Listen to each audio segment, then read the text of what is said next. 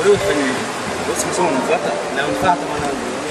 Basi sasa fungua vifungo hivyo alafu angalia wewe. Yaani mimi nataka nizoe kabisa hivyo. Yeye makini mwanangu. Maki mimi hapa niko hapa na kuangalia bana.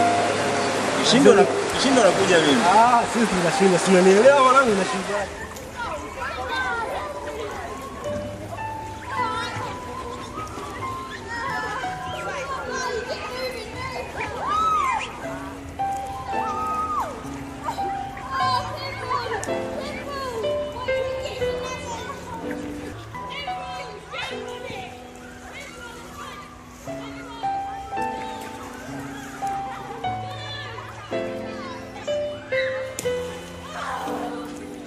Kutoka ndani.